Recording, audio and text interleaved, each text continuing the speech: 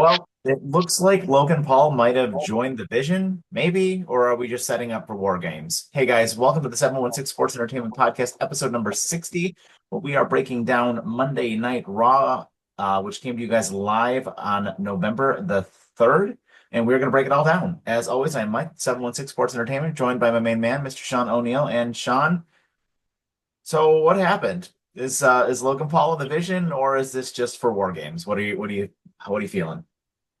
So it would have been really interesting if they had used this to try to implement a face turn for Logan Paul. Mhm. Part of me thought maybe that's how they were going to go. But honestly, if given the choice between this just being for War Games or him joining the Vision, I think him joining the Vision might be the better option. I think him being able to work with Paul Heyman would be huge for him and huge for his career. Like he's already steps miles ahead of a lot of other heels in WWE. But um, just imagine what working with Heyman will do for his already great promo work. Yeah. I do give the guy a lot of props. Like, as much as I can't stand him, like, as a person, Yeah, he really is. He's a good promo. He's a fantastic wrestler. And, he's just got nuclear level go away heat. I mean, like, nuclear level heat with the crowd. And, I kind of am glad that they're not even making an attempt at turning him face because he's just works so much better as a heel. I don't think the crowd could ever get behind that dude. I really don't. yeah. I mean, the way that promo started and the way Punk reacted to him, sorry, Cat decided to make an appearance, um, was absolutely hysterical. And Punk with the oh dear God, no, anybody but you, um, was great. But I think that it didn't really surprise me that Logan Paul was the one who came out. Like since it feels like lately he's everybody's first feud. Mhm. Yeah, and that's kind of where I initially thought that this was going. I was just like, oh, he's here to be Punk's first feud, right? Because Yeah. that's where he goes. So it didn't surprise me at all to see him, but I think they took a good turn with this because you do have Survivor Series in a month, not even like 3.5 weeks here. Well, So, I think this is probably the right way to go. I wouldn't be surprised if we see Austin Theory and if we see Brock and whomever else, right? Like eventually this is all going to kind of like lean towards that. And it seems like, for the time being, we're going to get Punk, Jay, and then whoever else decides to join the hodgepodge of good guys, Jimmy Roman. here's a question for you. What if Jay ends up being on the bad guys team? Could Look at happen. the way Heyman went in and was talking to him in the locker room and everything, and I could see it like not joining the Vision, but just helping them out for the match. I mean, that I don't know. I mean, I agree with you, but that would be a full-blown heel turn, right? Like that would be a full-blown heel turn if he did that because he's been pretty much fighting against them every week, right? But that's what needs to happen. No, I agree. I don't know if they're going to do that or not yet because they really do not have, they don't have enough baby faces, I don't think. And I just don't know if they're going to do that yet. And I mean, what are you building towards then? A face Jimmy taking him down? A face Roman Whatever, taking him down? I don't know. whatever that Bloodline 2 feud would be. I don't know. I kind of think that like right now you just build towards all three of them eventually having that blow off match, which I think is going to happen at WrestleMania. I think that's the direction you're going with Roman at WrestleMania is a three-way there. And hell, maybe even a four-way if you want to put Sammy into it. If the title ends up going from Punk to Jay or Punk to Roman or whomever at some point, right? Like I don't know. That's the direction I see it going. I still think they're going to keep Braun Breaker away from the title a little while. As much as I disagree with that, I think Braun Breaker should be a champion. I just have a feeling Braun Breaker's not going to be the champion anytime soon. No, I I would say probably SummerSlam at the earliest. Yeah, because I kind of think that like they're going to go through this War Games thing, and then he's going to get his match with Brock probably at some point. Like Brock may eliminate him from the Royal Rumble, which will set up a feud for them. they'll have their first match at Elimination Chamber and then their blow off match at like WrestleMania and or a Saturday night's main event. So they'll get like 3 matches with their blow off match being at WrestleMania. So I don't think Braun's going to be champion anytime soon, which means Punk probably keeps the belt until WrestleMania, maybe longer. I mean, I wouldn't mind that. I think he deserves it. Yeah, oh, I do too. I don't think Punk's going to be around much longer either. Like, I kind of think, like, while I don't think he's leaving next year, I do think we're not going to get Punk's 47 years old. Like, how many more Yeah, years are we going to get from this guy? Like, two, three? that's probably, I'd say maybe three at the most. Yeah, Probably more like 2.5, like with part-time appearances. yeah. So, I mean, this is probably his last run with the belt, right? Like, Yeah, maybe, I still would love for them to do that feud with him and Cody, but I don't know if that's going to happen. If Punk takes one more yeah. injury, I mean, that's a career. Like Oh he yeah. can't he can't take another 9 month injury and then expect to come back. It's your body can, the older you get, the harder that's got to be to do. And I mean, I give him props for his age because he looks fantastic for his age being able to do that. Yep. So, props to him. But as we're talking about Punk, he obviously kicked off the show, hit the ring, and went on a really long promo, just thanking everybody, talking about all the guys that he's going to call out if they all want a championship opportunity. He mentioned Styles, Dirty Dom, JD McDonough, Finn Balor, Sheamus, and even John Cena, which kind of got the crowd popping a little bit. To which Logan Paul interrupted, and to your point about him saying, "Oh God, anybody but you," which was freaking hysterical. So then obviously Logan Paul made his case, but then the Vision came out and they were basically like, look, dude, get out of our face. And you know, they hit the ring, and then Logan Paul initially like, helped kind of chase them out, and which allowed Punk to stand tall in the opening segment.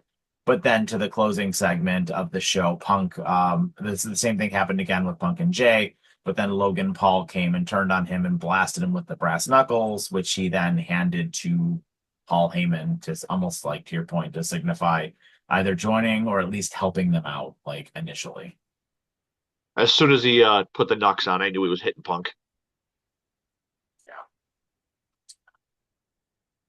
So our opening contest was, let's see, what was Stephanie Vaquer and Nikki Bella versus Roxanne and Raquel. And again, just Roxanne Perez just beating Nikki Bella. I mean, looking good there. I'm very curious, like what we're trying to do with this, right? Like, I think Pop Rocks is a really cool move.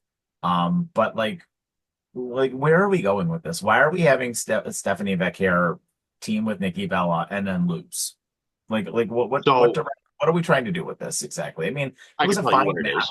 Yeah, it was a fine match, but like, where are we going with this? It's all to implement them getting Raquel Rodriguez a match with Stephanie. So Nikki lost first last week, or cost Stephanie the match or whatever last week, and then Nikki lost this week, both to Raquel.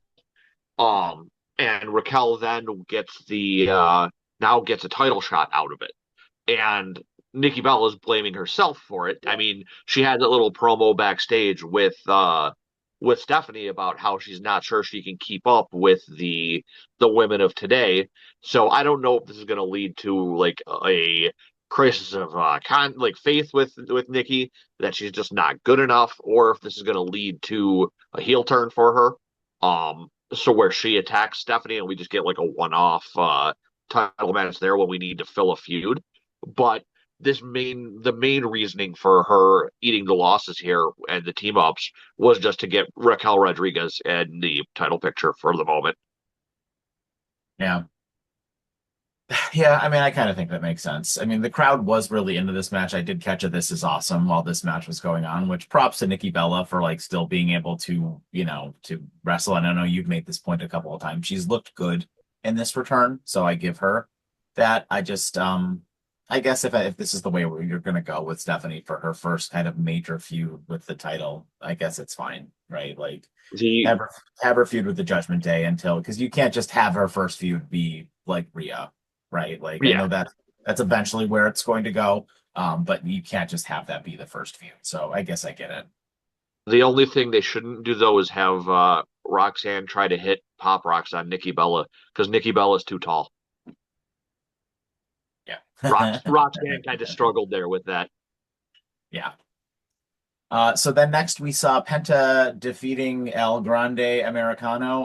Penta was obviously out, or sorry, El Grande was obviously out with Bravo and Rayo, and they had themselves a nice little singles match. I'm a huge fan of the what's the move? The Mexican Destroyer that he hit on the ring apron. That was absolutely fantastic, and Out of the ring. Penta's just so special. He's such a good wrestler, and it's just it's a lot of fun. It's a lot of fun to watch him. But I mean he won rather soundly here. So I don't know if like his feud with the Americanos is done or where we go from here. But I guess that's my question for you is where do you go from here with Penta and where do you go from here with the Americanos? I keep this feud going in the sense that the Americanos are pissed that they can't seem to beat him, so they keep coming after him. And I 100% use this as an opportunity to bring Phoenix over. You 100%. think? It's the easiest way to do it. He's like I have someone who can help me, and he's my goddamn brother. And I mean, like anytime you get Ludwig Kaiser in the ring with somebody as good as Penta, it makes for a great match. Oh, He for sure. Ludwig Kaiser has made the El Grande Americano character his absolute own. And to Wade Barrett's comment about how these two have had history in the Money at the Bank match, but El Grande put time in at the gym and looks different now was pretty entertaining as well. I do. The commitment. Yeah, I do enjoy the commitment that the everyone seems to have to the El Grande character, which that's a plus, and it is fun. Um, well, fresh off of his successful title defense at Saturday night's main event, the Dirty One hit the ring for a promo and basically wasted no time where he was going on about how nobody could stop him and he's the best luchador of all time. When enter a returning Rey Mysterio Jr. One of That the was best. I was shocked to see Yep. Ray come back. I thought it was going to be like anybody else, but it was really, really cool to see Ray from this, and the crowd loved this. This was probably one of the most over segments of the whole show, seeing Ray return, and he got a massive pop.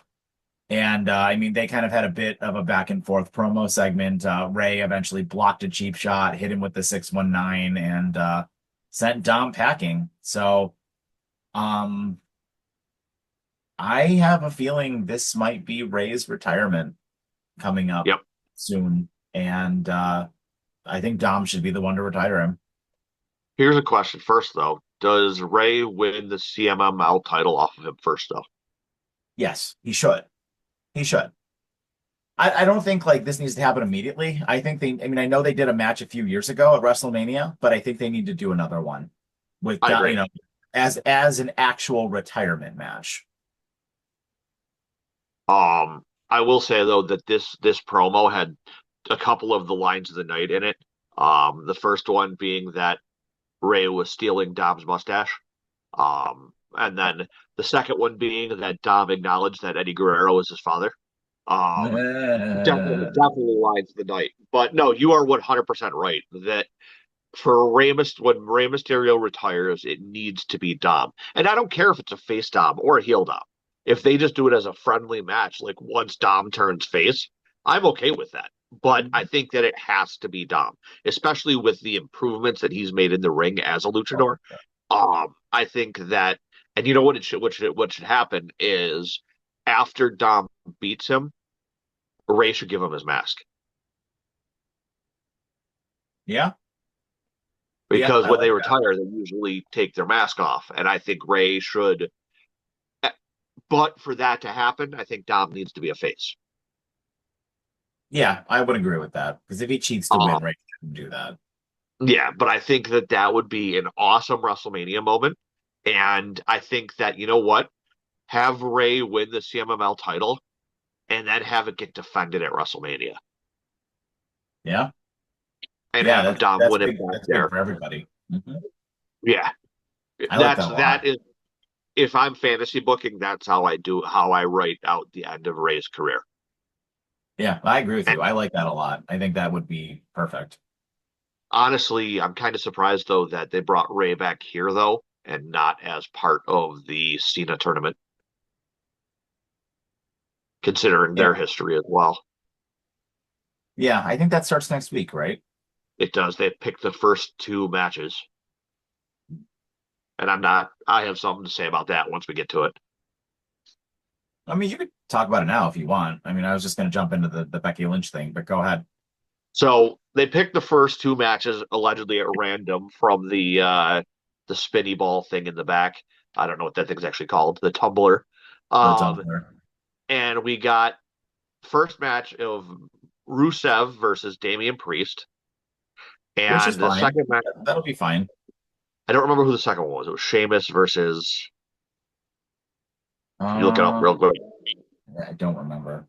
Um,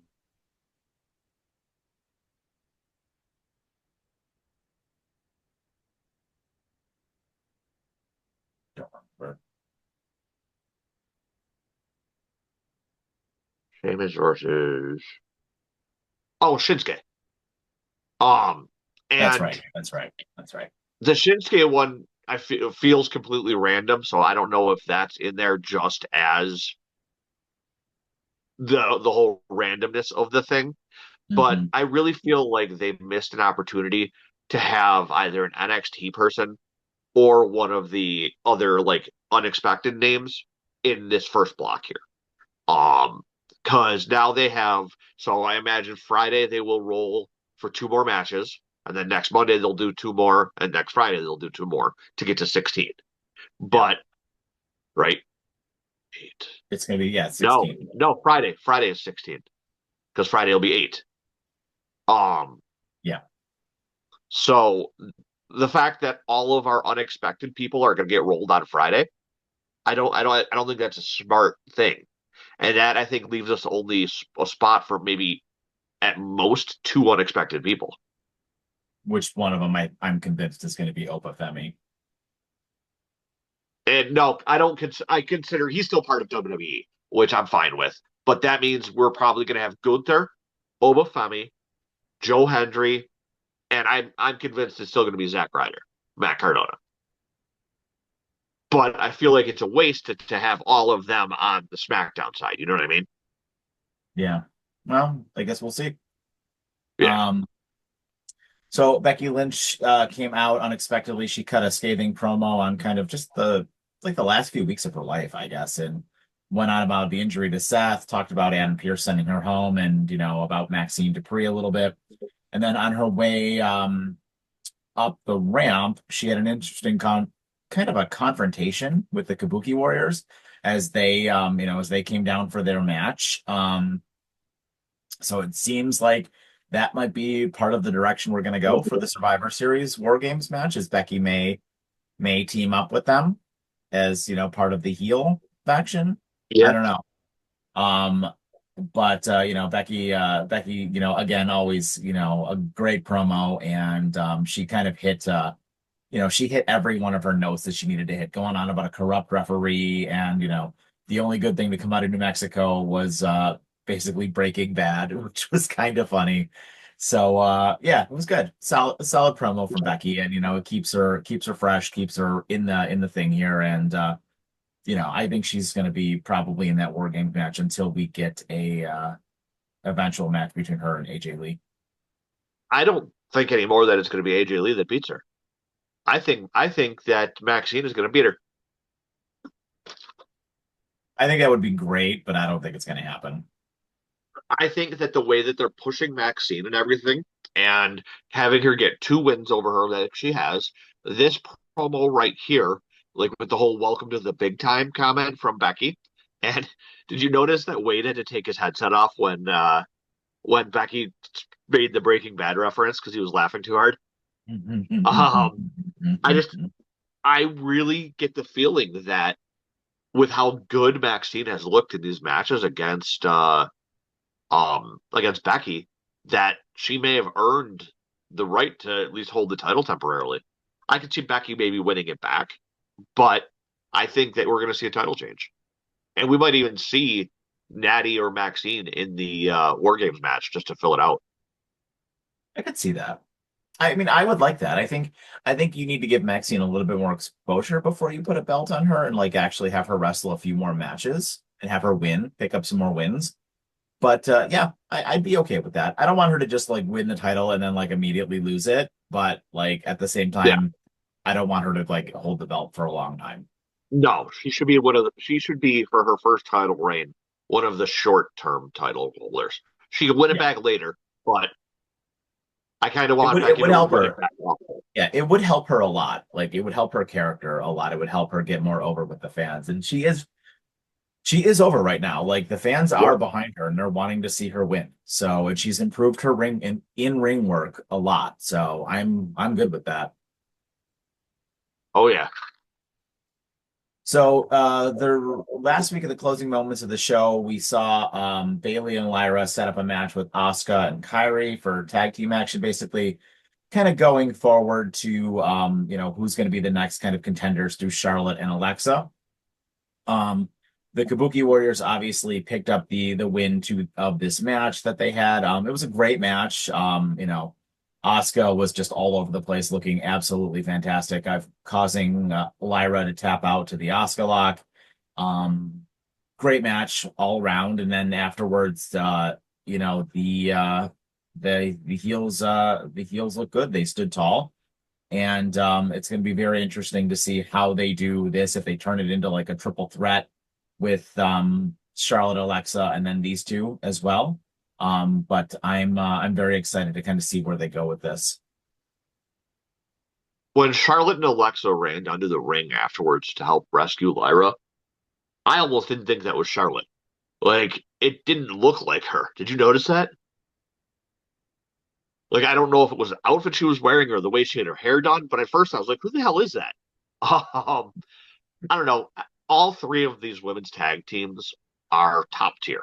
Hmm. And the only unfortunate thing about how good these three tag teams are is it means they're not being utilized to help other areas. Like, could you imagine if they were in like the women's US title picture or something along those lines?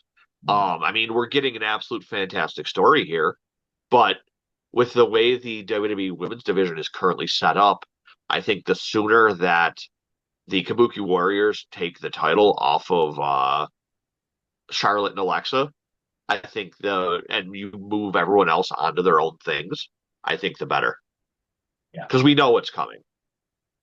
Yeah, I completely agree. I mean, eventually you're going to have to get a Charlotte or Alexa split, but they might save that for a little while down the road. But I think it's eventually Yeah. going to happen.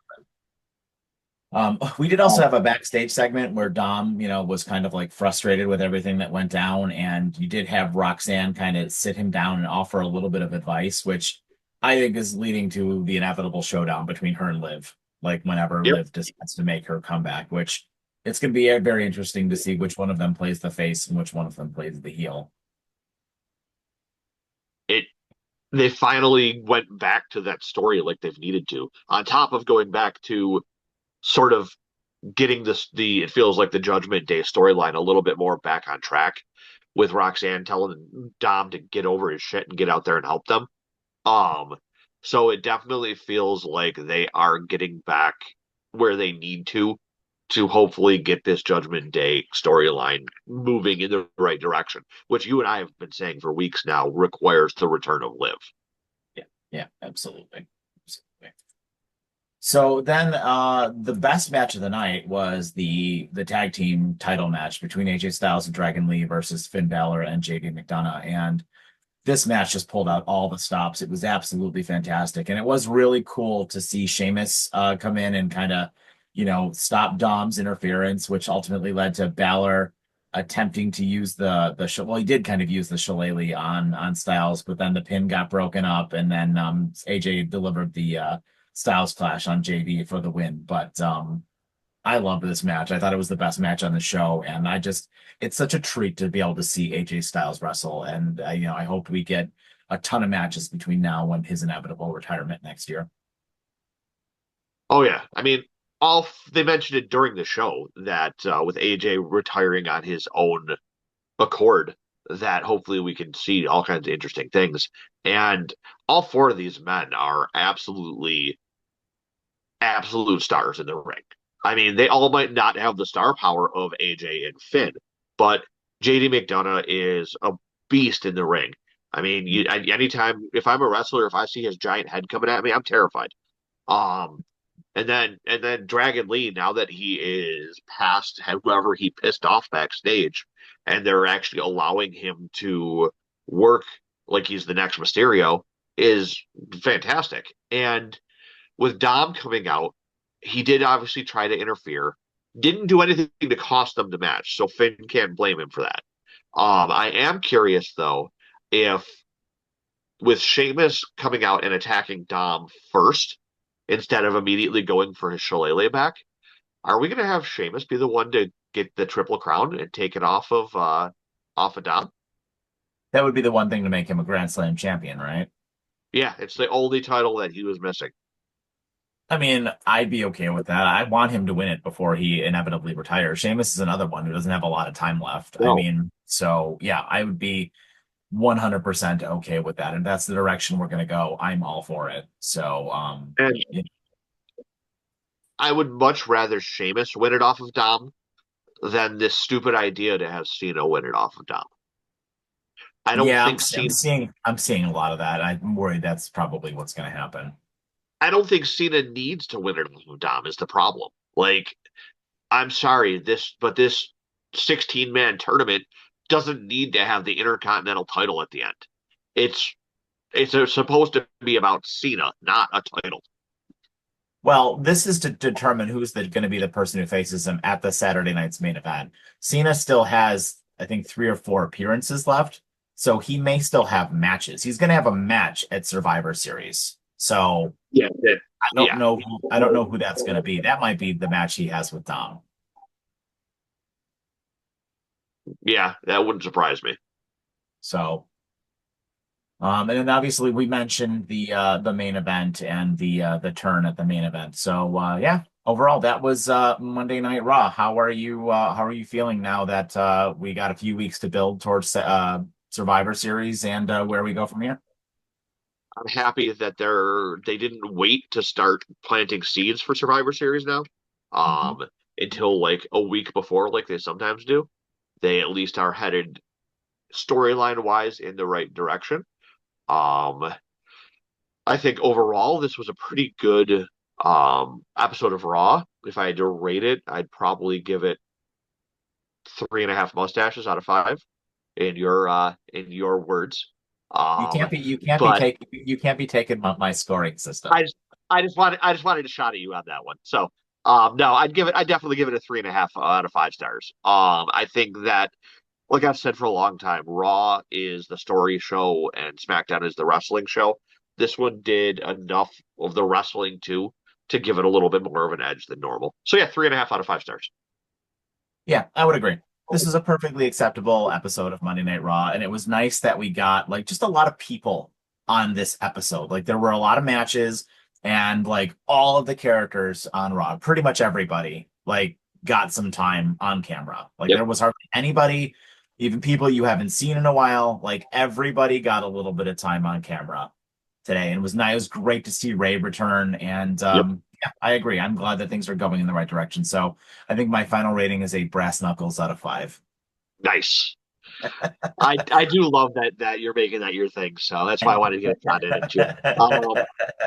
So And hey, yeah, so with that, yeah, that is our episode, guys. Thank you so much for joining us. Please let us know what you guys think in the comments down below. We read and respond to every one of them, and we'll talk to you guys soon. Have a fantastic day and take care.